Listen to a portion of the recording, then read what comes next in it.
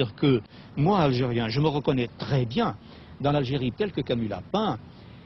Simplement, j'ai l'impression que une espèce de qualité, de sensibilité plus grande ou plus affinée lui a permis de voir dans ce paysage qui à moi est familier des choses qui peut-être me seraient, seraient passées peut-être un peu inaperçues.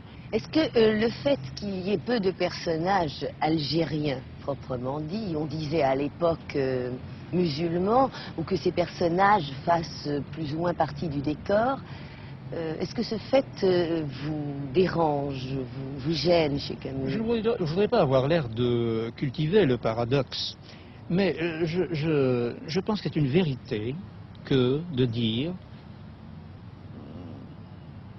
que ça ne devrait pas déranger. En tout cas, moi, personnellement, ça ne me dérange pas.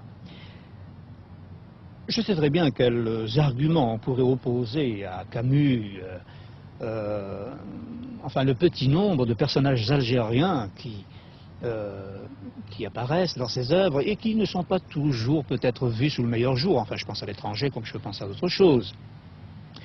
Au fond, c'était, je crois, une preuve de sa sincérité profonde. Parce que je crois que le personnage de Camus, si grand qu'il ait été, ne pouvait pas échapper à sa condition objective, enfin. Sa condition objective était la suivante. C'était ce qu'il est convenu d'appeler, disons, un pied noir, bon, un Français d'Algérie.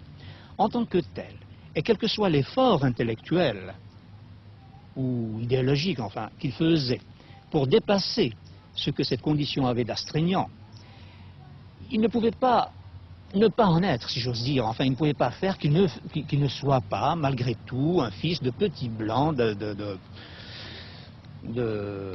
d'Algérie.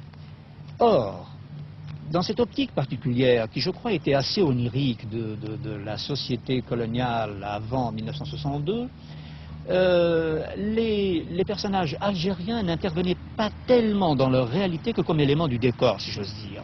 Le fait qu'on leur imposait, par exemple, qu'on imposait à tous les hommes le même prénom, Ahmed, et à toutes les femmes le même prénom, Fatma, prouve, je crois, est une caricature peut-être, mais quand même une image de l'idée que se faisait la société pied noir de la société algérienne réelle. Ceci dit, Camus n'aurait pu faire qu'une espèce de série d'images d'Épinal. Étant donné que ces personnages algériens, avec lesquels il pouvait sympathiser intellectuellement, en réalité, sa vie profonde n'était pas la leur. Qu'on le veuille ou non, il y avait cette espèce de rideau, qu'il fût de soie ou qu'il fût transparent ou n'importe quoi, mais il y avait quand même cette espèce de rideau qui séparait les deux sociétés.